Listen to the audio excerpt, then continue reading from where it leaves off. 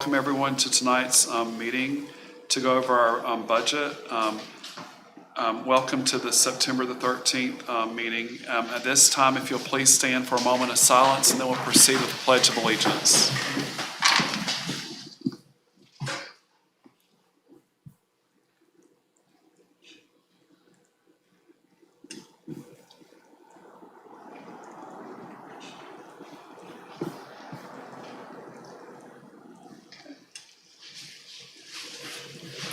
I pledge allegiance to the flag of the United States of America and to the republic for which it stands, one nation, under God, indivisible, with liberty and justice for all.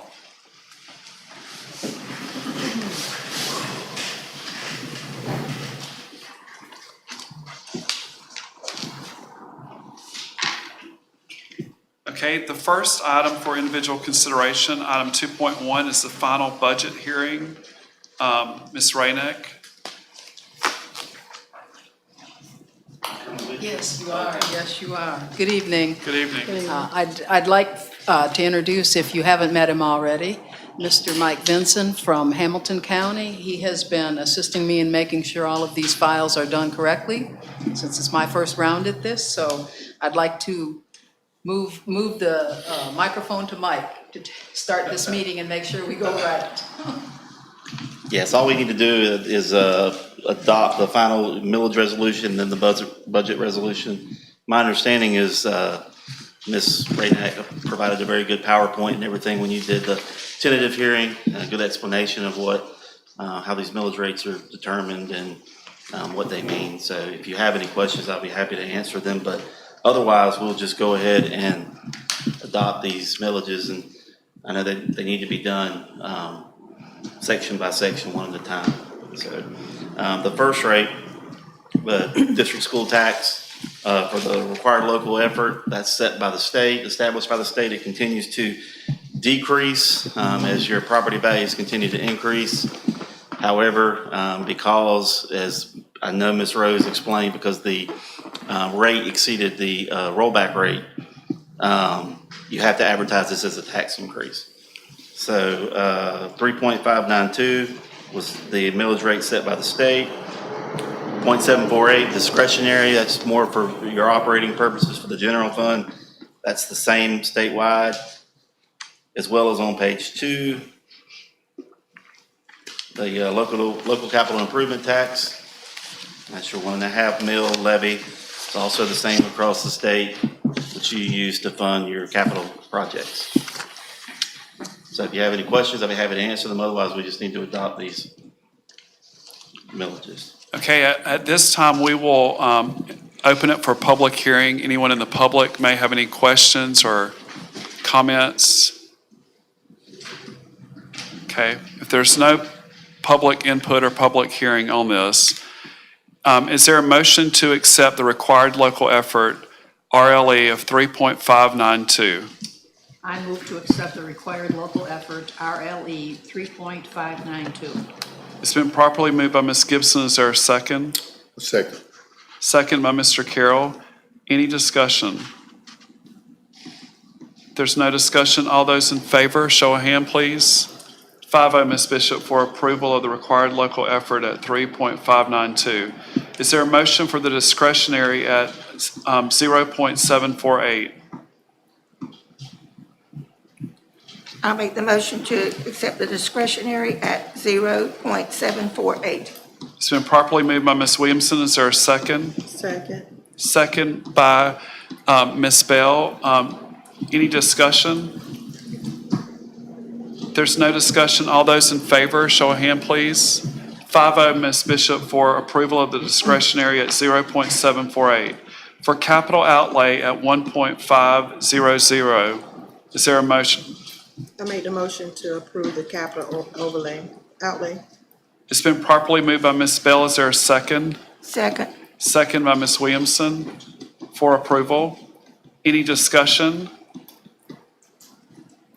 There's no discussion. All those in favor, show a hand, please. 5-0, Ms. Bishop, for approval of the capital outlay at 1.500.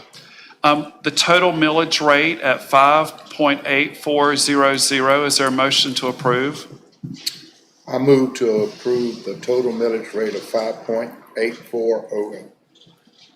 Okay, it's been properly moved by Mr. Carroll. Is there a second? Second. Second by Ms. Bell. Any discussion? If there's no discussion, all those in favor of the total millage rate at 5.8400, show of hand, please. 5-0, Ms. Bishop, for approval of the total millage rate at 5.8400. Okay, is there a motion to approve to adopt the final budget for the fiscal year July the 1st, 2021 through June the 30th, 2022? I move to approve to adopt the final budget for fiscal year July 1st, 2021 to June 30th, 2022. It's been properly moved by Ms. Gibson. Is there a second? Second. Second by Ms. Williamson. Any discussion? There's no discussion. All those in favor of adopting the final budget for the fiscal year July the 1st, 2021 to June the 30th, 2022, show of hand, please. 5-0, Ms. Bishop, for approval of the final budget.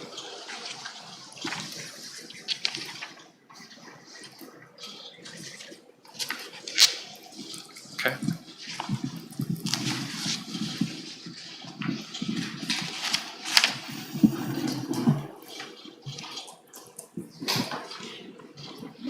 Okay, item 2.2 is the annual financial report.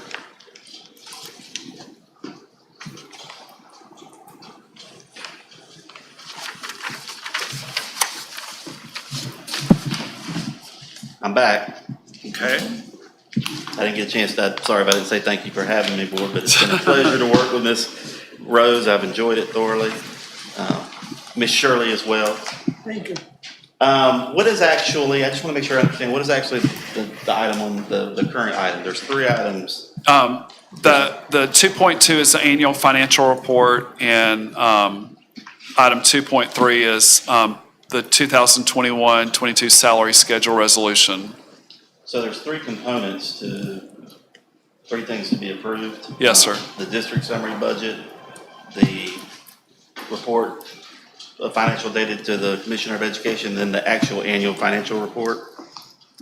So I guess we can just go ahead and cover them separately, approve them. That'll be fine. Okay.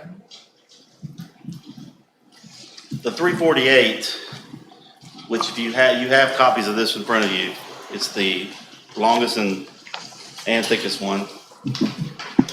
It's the report of financial data to the Commissioner of Education. It is partly made up of a report of revenues and expenditures activity from the 2021 fiscal year, and then a lot of little information that the DOE likes to collect on sub-object expenditures, and they really get into some detail down there. I would be happy to answer any questions as always if you have any related to those items, but I will just briefly cover the revenues and expenditures, a quick discussion of funds, and then a lot of that will carry forward into the annual financial report, the next item. So I know a question always on everyone's mind, general fund. That's why we made it page 1. I didn't actually do that, DOE did, but it's most important to everyone. So the revenues, this is a breakdown by object source. It also separates it into federal, state, and local revenues of the general fund. So you can kind of see the activities and the revenues that have been generated or that have been supporting your general fund throughout the fiscal year.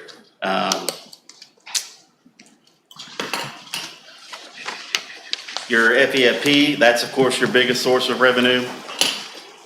I think in the AFR, I think Madison has about 60% of their general revenues come from the state of Florida.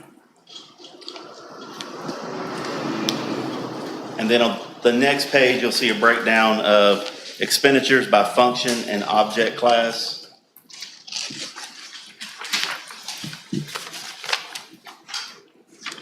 And then page 3 is your other financing sources and changes in fund balance. That's kind of the meat and potatoes of this thing. It shows you the breakdown of your ending fund balance. And it's non-spendable, restricted, committed, assigned, and unassigned formats. Your assigned and unassigned together, that's your unrestricted fund balance. That's the number that factors into your financial condition ratio. We do have assigned fund balance this year, reserve set aside. I know that Ms. Rose wanted to make sure we did that, and Ms. Shirley did too, because of the situation with FTE declining and the FEFE projections being so much lower. It's always good to have reserve set aside to cover those types of things. Then you have information on food service. Food service fund balance, $243,000, partly restricted, partly in non-spendable form, which just means it's inventory. The food service program continues to do well. We did manage to collect indirect costs on the food service program. That's always a good thing. And also, I do, let's see here. And just mentioned that the state had some emergency funding that they supplied to districts who lost revenue during the COVID, food service revenue during the COVID situation, especially over the summertime back in I think it was March, April, May, all the way back in the 2020 year. So districts that had to close and they lost food service revenue and things they used to sustain, pay their employees with, they provided emergency funding to give put a part of that back. So that did help supplement that funding this year. Where is that on here? You will see, let's see, it's part of 31, if you're looking on page K3, page 6, food service special revenue. No, I'm sorry. I've already moved on past that. Let me get back to food service. Okay, on exhibit K2, page 4. At the top, under federal through state and local revenues, it's the one at the bottom, the miscellaneous federal through state. That $82,000, almost $83,000. Thank you. That was actually provided to help supplement that lost funding from during the time during COVID. Okay, so your special revenue funds, these break down, these funds, your special revenue funds consist of usually of your FDOE pass-through grants. The federal programs involved in that, and then you also, now you're going to have all your federal economic education stabilization fund, your CARES funding will also be broken out by fund in your special revenue funds. The key to these funds, they don't carry a fund balance. They're always, revenues are going to match your expenditures. If they don't, something wrong. But all you're really going to look at here and see is the type of programs that grants that the district qualifies for and funding they receive, and then in general, how those were spent based on function and object level. So that covers, this document got longer this year for sure, because they broke it out into separate funds, your ESSER 1, Gear 1, which was your CARES grant funding, and then the SRSA funding, round 2, ESSER 2, that also, we had some of those spent here as well. And I know this is tiny. You need a magnifying glass to read this. I made that joke, and Rose pulled a magnifying glass out of her drawer. So if you have any questions about special revenue funds, feel free to ask.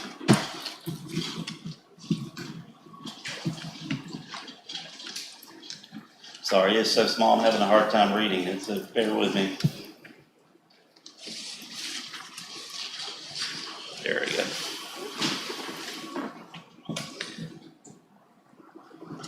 Can anyone read that? Well, I'm on the debt service funds. I broke my good glasses, so exhibit K6, page 16. This is page right here. What I want to be able to discuss the only debt service fund they have.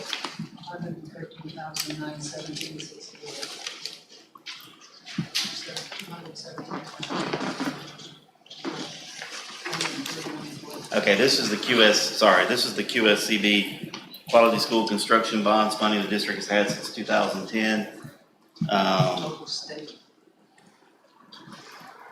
This is funded through your sales tax distributions. I'll discuss this when we get to the AFR, but basically you've just satisfied this year one of the two bonds that you've been paying principal and interest on. The other one you were paying interest only, and beginning this year, I believe the payment was already made, the first one.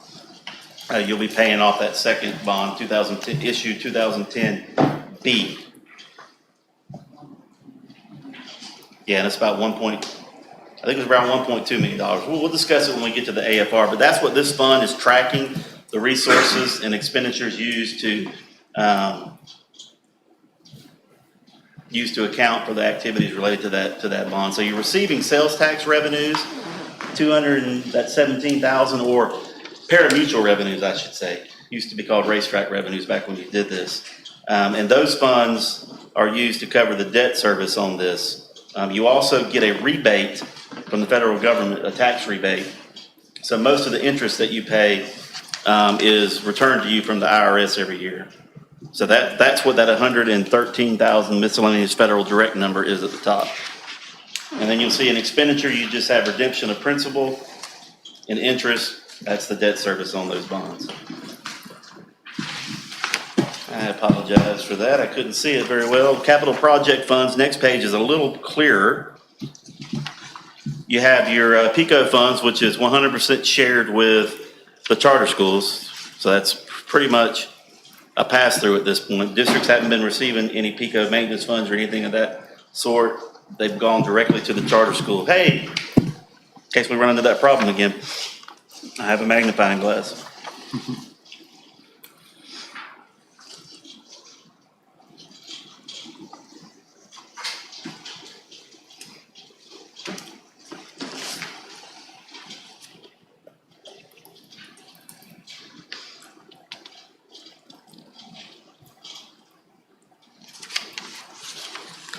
Okay, your 360, your CO and DS fund, that's the motor vehicle license tax revenue.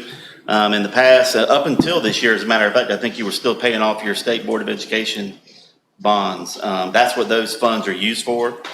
And once those bonds are satisfied, then those funds start flowing through to the district, and that's where you're currently at. So those funds can be used for capital outlay projects, survey approved capital outlay projects of the district. And then your 370, your non-voted capital improvement, your local capital improvement fund. You had about $1,000 in expenditures to go with, let's see here, 1.2 million or so in revenues. A big part of that was the satisfaction of the bus installment purchase payable, I believe is what that one was for. They did pay that off completely ahead of schedule. That way, that was taken care of. Those funds are available for other capital outlay projects of the district. So your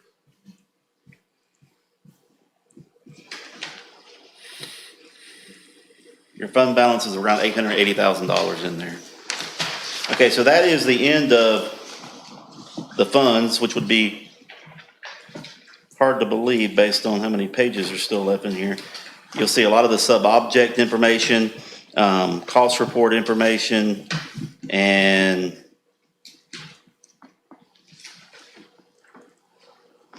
in the very last page, you'll see the schedule of expenditure of federal awards. Make sure it's a uniform guidance federal law requirement that we identify separately federal grant awards expenditures for the year. So it's got your food service, all the things that we were talking about, the special revenue funds, mainly that's what these revenues are for, or excuse me, these expenditures were related to. So you can see the different types of federal grants that the district receives. Okay, unless you have any questions, that's the 348. And pretty big nutshell there. You may want to approve that. Okay. At this time, is there a motion to approve the ESC 348 financial report of financial data to the Commissioner of Education. I'll make the motion to approve the report of financial data, ESE 348. Okay, it's been properly moved by Ms. Williamson. Is there a second? Second. Second by Ms. Gibson. Any discussion? If there's no discussion, all those in favor, show a hand, please. 5-0, Ms. Bishop, for approval of the report of financial data to the Commissioner of Education, ESE 348.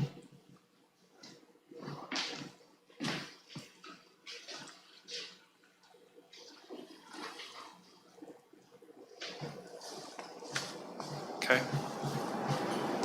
Okay, the ESC 145, the annual financial report. Exhibit B1, page 2. I won't take much longer, but if you have any questions, please feel free to ask. But a lot of this is, monotonous. The key thing is how you're doing in the fund balance, and we've kind of discussed that in the 348.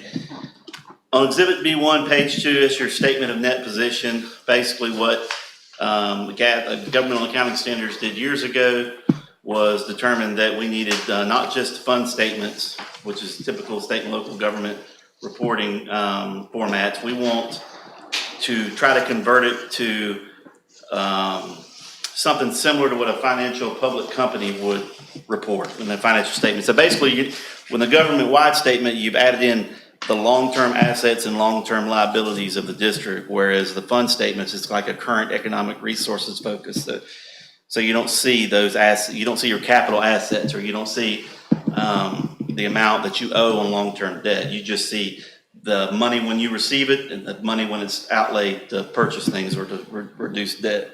So your statement of net position shows your total assets to be $47.8 million. Your net depreciable capital assets, about 41, close to 42 million. Are you on page 2? Yes, ma'am. You have deferred outflows of resources, which are best to just be looked at as a sort of asset. These are all related to your your pension liabilities and your other post-employment benefit liabilities, but we look at it as an asset sort of on the financials. It has a positive balance. So your total deferred outflows of resources are around 5 million. And then you've got your liabilities, current liabilities, which should be very similar to what's on your fund statement, but then you get into your long-term liabilities and it breaks it down into current portion that's due within the next year, and then the rest of it would be the portion due after the next year. So your total liabilities, 18, almost 19 million, with your deferred inflows, over 20 million. But basically, the bottom line is your statement of net position. It's your net investment in capital assets, 40.6 million. That would be basically your net depreciable capital assets, net of any related debt that you have. So those bonds payable from the Q Quality School construction bonds from 2010, they would reduce your net depreciable assets to determine your net investment in capital assets. You're restricted for these purposes. Those are mainly straight from the fund balance, just recategorized in a different classification. And then your unrestricted fund balance, this is my favorite thing to talk about, the unrestricted fund balance, because it's negative 11.4 million. That is because governmental accounting standards a couple of years ago required districts to report a portion, their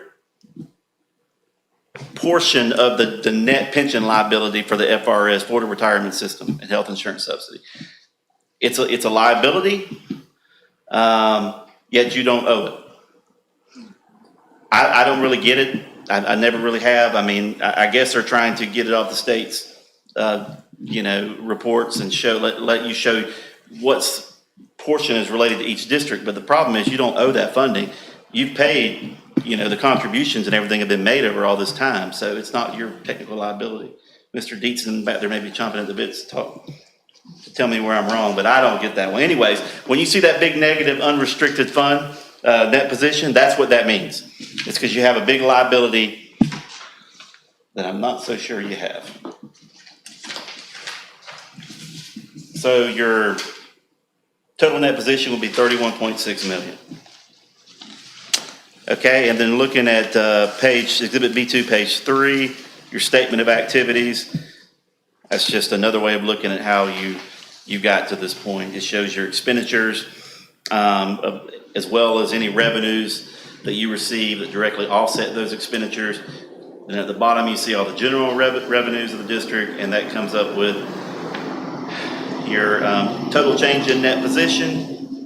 When you apply it to the beginning net position, the ending for last year, you get the same number, the net position for 2021. Page 4, you have your funds, your balance sheet, all your major funds, and then all your other governmental funds, which we have discussed all of them earlier. Any of those that are not major, they are aggregated into the other governmental funds column. So you can see, asset, liability, and fund balance information broken down there. Next page is just a reconciliation from it's how you get from the balance sheet to the statement of net position. Next page is your statement of revenues, expenditures, and changes in fund balance. It's like your income statement for the fund balances.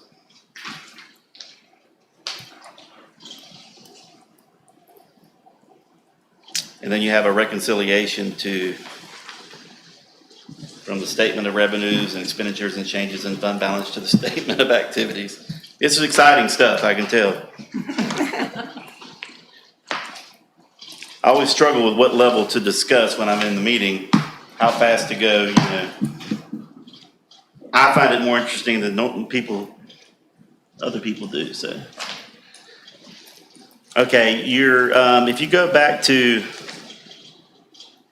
Exhibit D1, 18.1, that's where it begins. That's your notes to financials.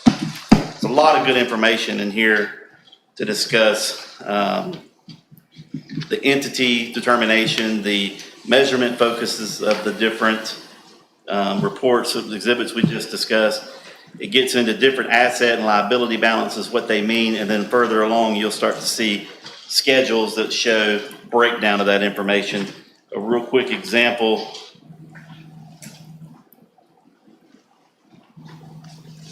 18.11, changes in capital assets.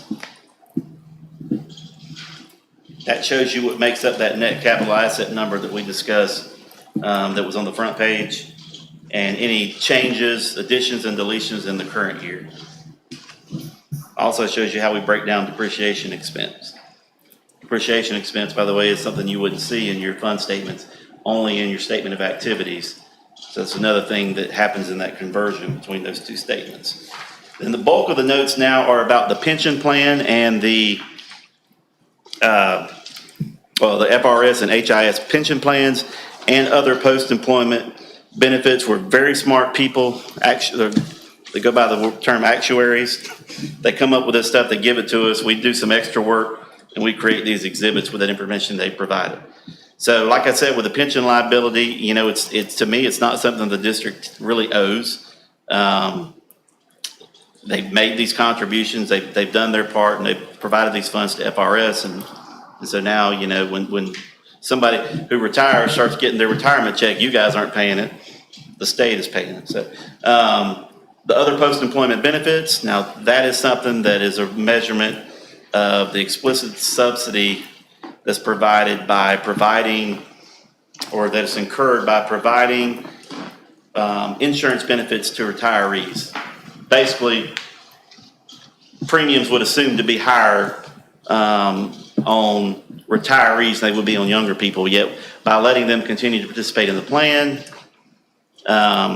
it's technically like an implicit subsidy by keeping the premiums a little lower for them than what they would be if they didn't benefit from the districts being on the district plan. Okay, and then page 18.25. Changes in long-term liabilities. You see the installment purchases payable and the obligations under capital lease were both satisfied this year. That was for IT equipment, data processing equipment, and then the installment purchases payable was for the school bus liability. Your bonds payable,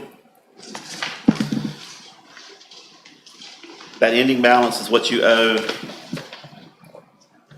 coming into this year for those QSCB bonds. And then you've got compensated absences payable, net pension liability, and other post-employment benefits payable. That kind of breaks down. So you could refer your capital asset note and this back to your statement of net position, and most of that's going to be tied up there. So there's some other information in here. For anybody who's a real hard charger on reading this stuff, but I will, if you have any questions, I will end there.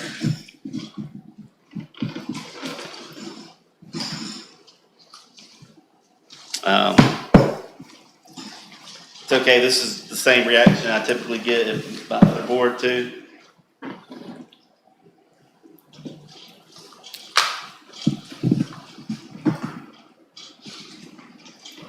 Okay, is there a motion to approve the Florida Department of Education Superintendent's Annual Financial Report, ESC 145?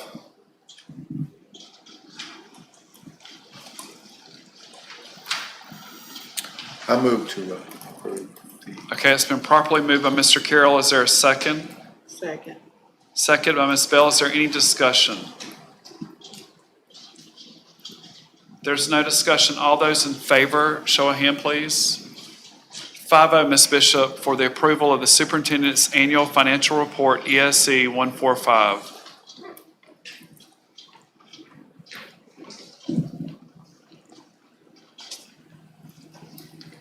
Okay, and the last item was the ESC 139, that's the district summary budget. The budget resolution you passed earlier, the budget that was advertised, it is the same numbers as what you will find on here. This just gives it a more in-depth detail of what that means by fund, based on the original budget, which, as we know, changes multiple times throughout the year. But budgeting is an important part of the government's finances. So we try our best to make an estimate of where we think, tax revenue, FEFP revenue, things of that nature, what we're going to spend. And that's all included in here. It breaks down just like the ESC 348. So you could, technically, you can put the ESC 348 next to it, kind of compare what the estimates were to be spent next year, this year versus what was done last year. Same with the revenues. But just try to remember, it's just an original budget. It gives authority to spend up to certain levels. And then revisions that should be done monthly continue to adjust that authority as needed. And that's all I'm going to say about the budget, as I'm not as intimately involved in that as I have been with the financials. But I have faith that Ms. Rose is. Okay, is there a motion to approve the district summary budget, ESC 139? I move to approve the district summary, ESC 139. Okay, it's been properly moved by Ms. Gibson. Is there a second? Second. Second by Ms. Bell. Any discussion? Okay, if there's no discussion, all those in favor, show a hand, please. 5-0, Ms. Bishop, for approval of the districts of the Madison County School Board's District Summary Budget, ESC 139, for approval, 5-0.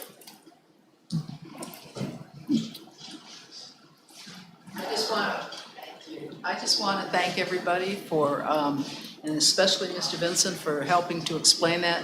But know that if there's any questions that you have, I'm always available to answer any questions. It is a lot to absorb all at once. It's a massive undertaking to get it done, and I truly appreciate Mr. Vincent's help getting this done. So it looks like we're going to be in compliance, we're going to meet our deadline, and all is good. Thank you. Thank you. Thank you. Thank you. Okay, at this time, 2.3, the 2021-22 salary schedule resolution, Ms. Rainick?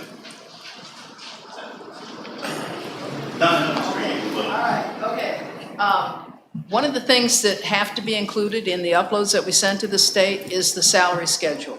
And we have not negotiated a new salary schedule yet because we are in the midst of negotiations right now.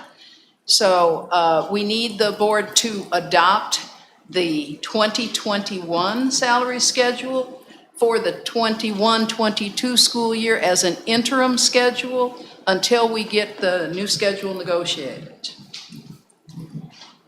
So it'd be the same schedule you had last year, in place salary schedule, but we're going to use it as the interim schedule for 21-22 until we get the 21-22 negotiated. I think, Okay. Ms. Joseph, that's correct, right? That's correct.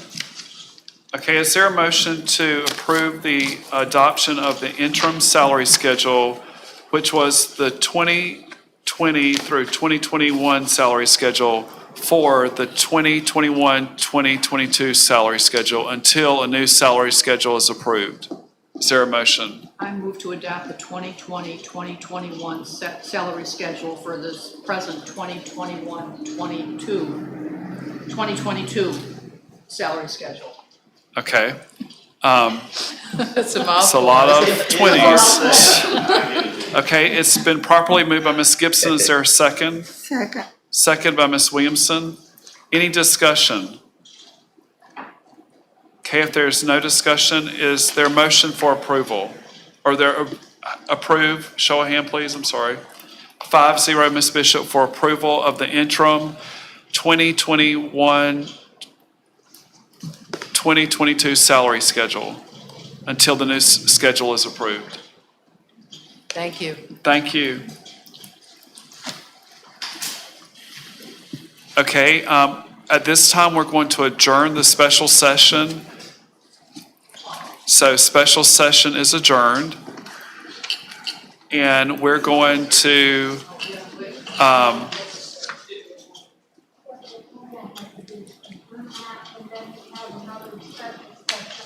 okay. Okay, so we're going to have another special session. We've adjourned the special session with the budget. We're having another special session in relation to the contract with Kelly Temporary Services. Ms. Joseph. Okay, at our last meeting, Ms. Jessica Johnson came and presented about contracting with Kelly Services to provide substitutes for our employment. And we've had a week to think about it, and we've got the contract, and so I'm asking you to approve this contract because it will take her approximately 2 to 3 weeks before we'll actually be able to start utilizing this. And today we had over 20 people out, and we really do not have any substitutes. I think the Central School had about 20 out today, and they had about 3 substitutes. And what we're doing, we're having to rob people to pay Paul. We're having to take people for the classes, take parapros, or have other positions to cover because we've got to keep these students supervised at all times. And so at this time, I'm asking for approval of this contract with Kelly Services. Okay. Is there a motion to approve the contract? I made the motion to approve the contract with Kelly Services. Okay, it's been properly moved by Ms. Bell. Is there a second? Second. Second by Ms. Gibson. Any discussion? How long did you say it'd take them to get up and running? It'll take about 3 weeks. 3 weeks. Yes, they've got to get all the information, they've got to hire them because these, the personnel become their employees and they've got to run background checks and they're going to do training and we got to just put our systems in place. Hopefully quicker than that, but the max is 3 weeks and we should be up and running. I noticed that with a 30-day advance notice, we were able to get out of this contract. Yes, ma'am. Because we are paying, and we have to see if this is going to be something that we can, if it's worth the money, let's put it that way. And yes, and we only pay if they use the services. It's not an automatic invoice every month. It's only for services used. Okay, if there's no further discussion, it's been properly moved by Ms. Bell, seconded by Ms. Gibson. All those in favor, show a hand, please. 5-0, Ms. Bishop, for the approval of the Kelly service contract.